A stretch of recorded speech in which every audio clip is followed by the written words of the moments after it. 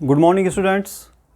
Biotechnology के applications वाले chapter में जो आज महत्वपूर्ण टॉपिक मैं आपको पढ़ाने जा रहा हूँ वह संबंधित है पारजीवी जंतुओं से या ट्रांसजेनिक एनिमल्स से रिलेटेड। पार यानी बाहरी जीन युक्त कोई जीव, ट्रांसजेनिक एनिमल्स जिनमें कोई बाहरी जीन पाई जाती है उन जंतुओं को हम पारजीवी जंतु कहते हैं। हालांकि हिंदी टर्मिनोलॉजी में कभी कभी इस पारजीवी जंतु को पारजीनी जंतु भी कहा जा सकता है।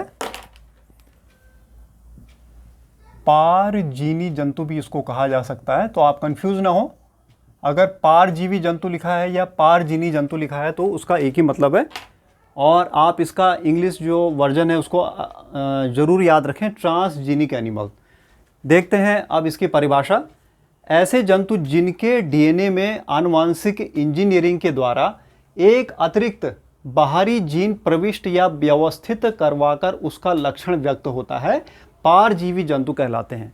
यानी आपने यहाँ पर आनुवांशिक इंजीनियरिंग के द्वारा उस जंतु के अंदर कोई बाहरी जीन डाल दी है और वो बाहरी जीन अपना लक्षण भी व्यक्त कर रही है, यानी जो भी उसकी प्रोटीन है वो प्रोटीन उस जीन में अपना प्रभाव दिखा रही है, अपना लक्षण व्यक्त कर रही है, तो ऐसे जीव कहलाते हैं पारजीवी जंतु या ट्रांसजेनिक एनिमल्स। वैज्ञानिकों ने कई प्रकार के प्रशिक्षण करने के लिए पारजीवी जंतु विकसित किए हैं। अक्सर चूहों का सबसे अधिक मात्रा में पारजीवी जंतु के रूप में जो है इस्तेमाल किया जाता है। इसके साथ साथ सूअर और खरगोश और अन्य भी कई प्रकार के जीव जो हैं, गाय वगैरह, इनका उपयोग जो है पारजीवी जंतु के तौर पे किया जाता है। अब हम देखते हैं कि पारजीवी जंतु बनाए क्यों जाते हैं, कोई न कोई इनका उद्देश्य होगा, क्या हमें इनसे लाभ हो सकते हैं। चलिए एक एक कर इससे होने वाले लाभों पे चर्चा करते हैं। इनका क्या उपयोग है। पहला है सामान्य शरीर क्रिया व विकास का ज्ञान, जीनों के प्रभाव का अध्ययन। किसी भी जीन का हमारे शरीर पे क्या प्रभाव पड़ने वाला है, अच्छा प्रभाव या बुरा प्रभाव, सकारात्मक प्रभाव या नकारात्मक प्रभाव, अगर हम उसकी जानकारी ज्ञात करना चाहते हैं तो उस जीन को हम किसी भी जंतु में प्रविष्ट करा सकते हैं और उसको पारजीवी बना सकते हैं। और उस जीन का जो लक्षण उस जंतु के शरीर में अभिव्यक्त होगा उसका प्रभाव हम फिर देखकर ये अध्ययन कर सकते हैं कि वे जीन मानव के लिए कैसे हितकारी या अहितकारी हो सकती है। तो जीन के प्रभाव का अध्ययन करने के लिए बहुत बढ़िया एक तरीका है पारजीवी जंतुओं का इस्तेमाल करना, और उस जीन का हमारे शरीर पे क्या प्रभाव पड़ेगा तो उसका प्रभाव हम पहले जंतु पे देख लेंगे और उस हिसाब से फिर हम अपने अध्ययन को प्रोसीड करेंगे।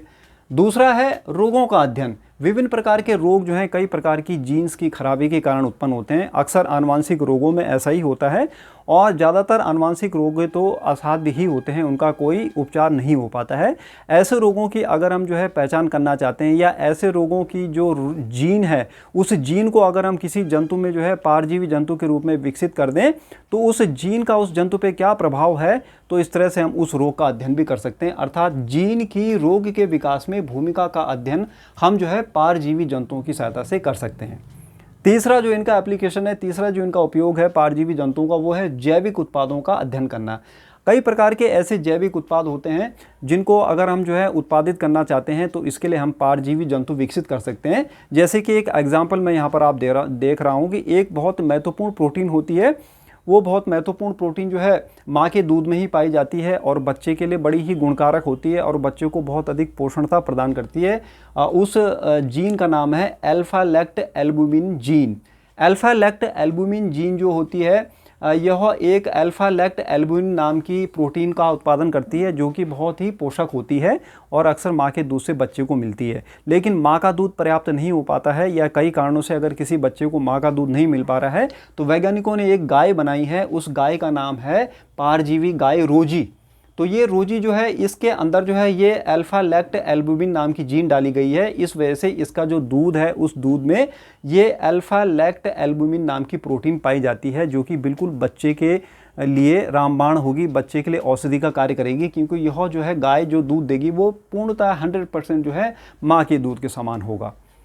तो इससे पता लगता है कि कई प्रकार के जैविक उत्पाद जो है उनका उत्पादन हम इन पारजीवी जंतुओं की सहायता से कर सकते हैं। अगला एप्लीकेशन है टीका सुरक्षा। जो भी टीका जो है वैज्ञानिक के द्वारा डेवलप किया जाता है, वैक्सीन जो बनाई जाती है, उसका परीक्षण जो है हम पहले पारजीवी जंतुओं पे करते हैं, उसके पश्चात फिर उसका परीक्षण मानव में किया जाता है। फिर पारजीवी जंतुओं में उस टीके का जो है असर देखा जाता है, उस टीके का प्रभाव देखा जाता है और उस तरह से फिर जो है टीके के विकास के लिए वैज्ञानिक फिर अन्य कार्य करते रहते हैं। तो जैसे कि परजीवी चूहों पर जो है पोलियो के टीका का परीक्षण किया गया और इस तरह से आप जानते हैं कि ये पोलियो का टीका मानव के लिए बड़ा ही कल्याणकारी साबित हुआ और इन पोलियो के टीके के द्वारा जो है पोलियो का सफाया किया जा सका भारत जैसे देश में। इसके बाद जो अगला इसका एप्लीकेशन है, लास्ट एप्लीकेशन, वो है रासायनिक सुरक्षा परीक्षण। अगर कोई रसायन जिसका उपयोग जो मानव के द्वारा किसी भी उत्पाद के द्वारा में किया जा रहा है लेकिन हमें पता नहीं है कि वो रसायन हमारे लिए जहरीला है या हानिकारक है, अगर हमें उसकी कोई जानकारी नहीं है, यानी उसका हम जो है टॉक्सिक अगर टेस्ट करना चाहते हैं उसकी टॉक्सिसिटी की, जैसे कि मिठाइयों में देखो आप कई प्रकार के कलर डाले जाते हैं, अन्य भी कई खाद्य पदार्थ हैं या टेल्कम पाउडर है या क्रीम है या हेयर ऑयल है, उसके अंदर जो है उसको प्रिजर्व करने के लिए कुछ रसायन मिलाए जाते हैं, लेकिन वो रसायन हमारे शरीर के लिए हानिकारक नहीं होने चाहिए, जहरीले नहीं होने चाहिए। तो उनकी टॉक्सिसिटी का परीक्षण या वो जहरीले हैं या नहीं है उसका परीक्षण जो है हम इन परजीवी जंतुओं में करते हैं और इस तरह से हम जो है यह जान पाते हैं कि वो हमारे शरीर के लिए जहरीला है या नहीं है या लाभदायक है या हानिकारक है। तो इस तरह से ये 5 तरह के जो एप्लीकेशंस हैं ये परजीवी जंतुओं के, ये हमारे लिए बहुत महत्वपूर्ण हैं और इस 5 एप्लीकेशंस के द्वारा हम निश्चित रूप से ये समझ गए हैं कि परजीवी जंतु हम किस तरह से इनका उपयोग कर सकते हैं और मानव कल्याण के लिए इनका हम कैसे लाभ उठा सकते हैं। आशा करता हूँ कि परजीवी जंतुओं से संबंधित आज का यह वीडियो आपको पसंद ज़रूर आया होगा। इस वीडियो को पूरा देखें और इसे लाइक और सब्सक्राइब ज़रूर करें ताकि अधिक से अधिक छात्र इस संकट काल में अपना ज्ञान वर्धन कर सकें। All the best for your studies. Bye bye.